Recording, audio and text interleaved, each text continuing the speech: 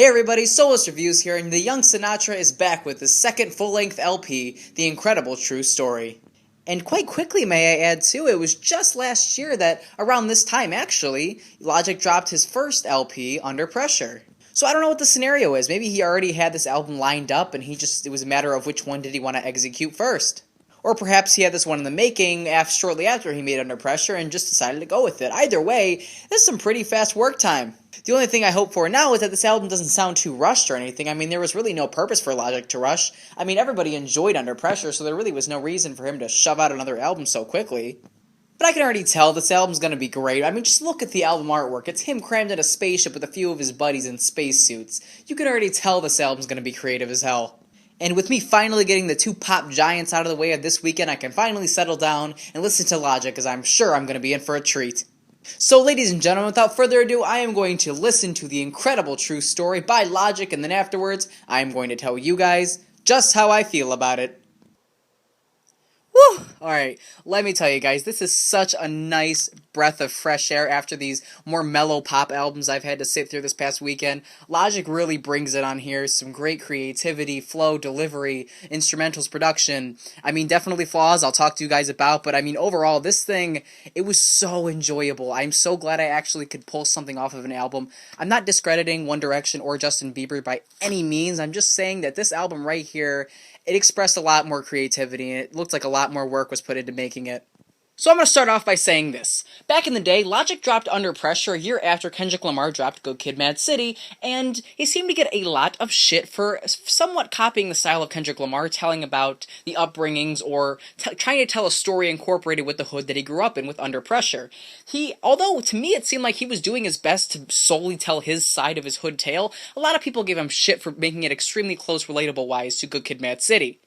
However, that being done, Kendrick Lamar, his second album, we've all heard it, To Pimp a Butterfly, a masterful piece of artwork, a fantastic album, but that's not what we're here to talk about. All I'm saying is Kendrick Lamar's second album focused on being political and extremely enjoyable musically. It had this different style to it, so we were a little curious, what is Logic gonna do for his second album? I mean, he's not gonna do what Kendrick did. Kendrick is in his own lane right now, nobody's fucking with him. But what is Logic gonna do for his second album? It's not gonna sound anything like Kendrick. Well, now this is where it gets a little bit dicey. You see, Logic, he's kind of setting out, he's not including much of stories of when he was in the hood, but there are a lot more times in this album where he's talking about his upbringings and how he's more appreciative and how he can be a role model for some people, where it's less talking about where he came from, it's more talking about where he is this day. But where the creative spin comes into play is where he's incorporating the overall conception of this album, which is the whole spaceship ordeal, where real quickly it's essentially the whole planet or the Earth in a couple hundred years from now, it becomes very depopulated. It's almost like a slim margin of people left, so a lot of people, they go off in spaceships trying to find a new planet to harvest life again, and life will be restored.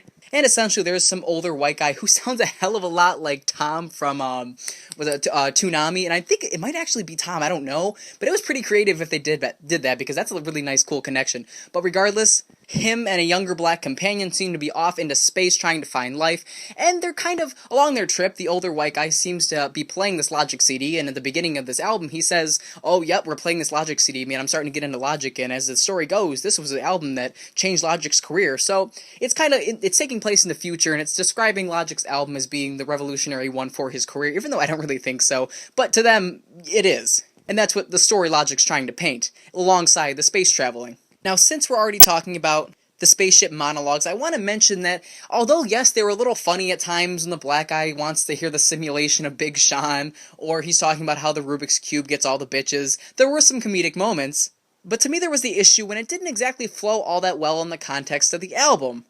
On the song White People Scene, they're describing a situation in which the spaceship comes across another spaceship, and they're worried, well, what do we do? There's no other people, there's no other life forms. And they're going over this, and then the people back at home in the space station, they examine the ship, they realize that it's a bad thing, and then they just turn around and leave. Well, I felt like they could have gone a little further than that. Like, I wanted the monologues in the spaceship to kind of relate, or at least tell a side story, because In this context of the album, they didn't really add to the flow of the songs, so separately I thought they were going to tell their own little story, but in reality they were just little bits to add some kind of monologues to what Logic was talking about. When they had a chance to maybe carry a story throughout the album, when they encountered that other spaceship, they would just turn around left, and then they just did the next monologue, which was the Rubik's Cube one, which was, funny, but did it have any relation to what Logic was saying? Not really.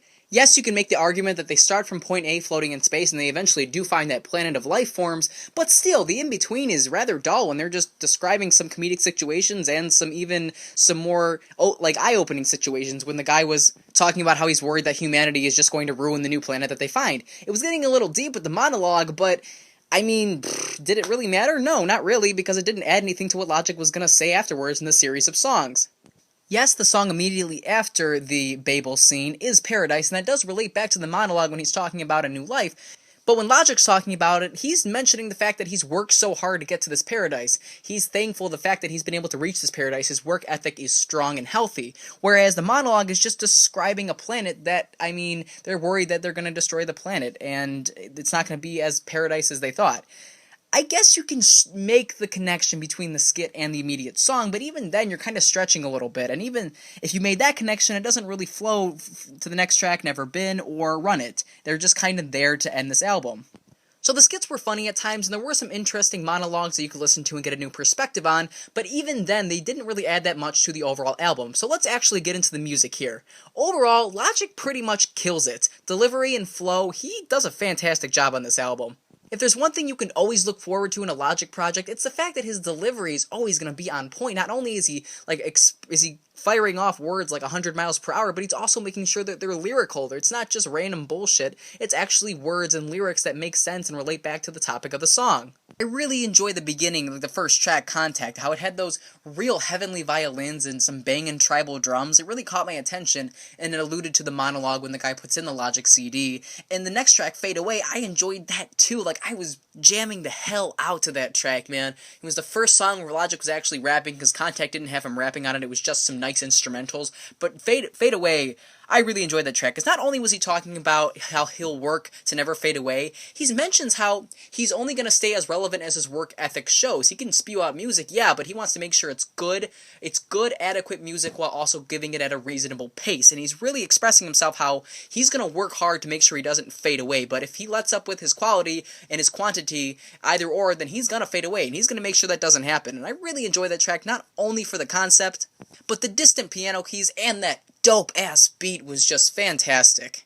And I know I'm skipping past a lot of tracks here, but I want to mention, so I don't forget, City of Stars. That track was really good. When you listen to that track, Logic actually starts to sing, and you had the same reaction I did. I'm like, what the fuck is he doing? Logic, you cannot sing. This is not what are you doing? Stop, stop, stop!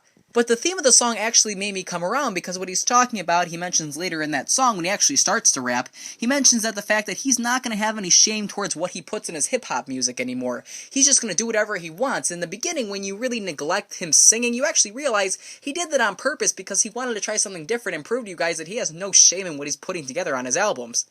Working backwards, I did like Young Jesus too. It had a nice old school beat to it, an old school feel. Logic was giving us some nostalgia of what he used to put on his mixtapes, also bringing on one of his fellow old school rappers he used to work with back in the day. I did like that track. I thought it was a good one. But here's the thing, guys. A lot of these songs on this album seem to focus around kind of the same thing, and that's kind of the position that he's at today in the rap game. Whereas you didn't exactly know the direction Logic was going to take with this second album, it seems to be like he's adding this story to it. He's making it a little more creative. He's taking it a step further, but at the same time, the songs that are incorporated around that story seem to fall around the same idea that he's just trying to be himself and making good rap music, and he isn't going to fade away. He's going to keep putting his all into his music. And where that does seem to be very enjoyable, especially with Logic's flow and his overall delivery on tracks like, Fade Away and Lord Will, and there are tracks towards the end, especially like Never Been and Run It, where they aren't necessarily bad tracks, but he's beating you over the head with the idea that he's kind of someone who's came up from nothing, and he's going to keep pulling together the best he can in the position that he's in. He keeps reiterating the fact that he's worked hard to be where he's at, and he's not going to stop putting in work, and it kind of not necessarily gets annoying, but it's like, Logic, do you have any other like artillery in your gala, or are you just going to keep using the same weapon over and over again? Because pretty soon we're going to know what you're going to do. You're getting pretty predictable in the subject matter that you're talking about. While some of it ranges, for instance, like Woe focuses more on him stopping where he is in this point and looking back on how far he's made it, and just the only word he can utter is Woe because of how far he's came.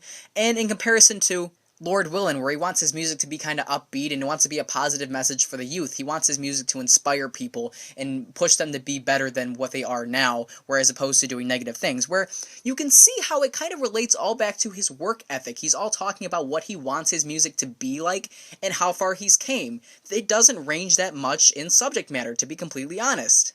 And then when you get to the track like Stainless, it seems rather dull on the high point of this album because he's just talking about how he's so high up in the rap game. I mean, that's really all Stainless is about. It's really kind of not that enjoyable, but considering the fact that we've already had better, more upbeat, more enjoyable, instrumentally intriguing songs, especially earlier on in this album. So even though Logic seems to not vary all that much in what his subject matter is about, and the fact that the spaceship monologues seem to not exactly relate all that much to the songs that he's putting on this album, overall, it's still a pretty damn good album, I'm not gonna lie to you guys. Even though there are songs that just talk about his come-up and aren't that developed thematically, they still make themselves enjoyable, like Fade Away and Lord Willin. A lot of tracks on here are extremely enjoyable production-wise, instrumentally, like really cool to hear. It's not necessarily they aren't bad just because they trip over each other thematically. More so, they're actually pretty damn good because Logic is still giving his all, and he's giving his all production-wise too. They're all enjoyable tracks to hear. It's just the fact that some can sometimes sound like others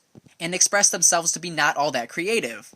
But the album in its entirety, now that is really fucking creative. This whole album, the whole in-space thing, just because this album didn't exactly land on point to having complete cohesion, does not mean by any means that it wasn't good. This album is really fucking good, especially the fact that it tried so hard to give cohesion, and it partially landed that. It gave a beginning story of them leaving Earth and finding a new planet. Just the in-between was a little sketchy in how it related back to the album. But regardless, the album is a really good album. If you're a hip-hop fan, yes, check this out. This is a fantastic hip-hop album. I think it's not necessarily fantastic, but it's a really good hip-hop album. And if you're just a casual music listener, I would say check it out anyways, because there's a lot to like on here, especially just the overall way Logic executes this album in its whole. I know I'm definitely going to be playing songs off this album and even going to be re-listening to this album because it was a damn good album. I'm not going to lie to you guys. It's probably the best of November so far. And that is all I got for you guys. If you would like to like or subscribe, that'd be awesome. I really appreciate it. And till next time, Soulless Reviews.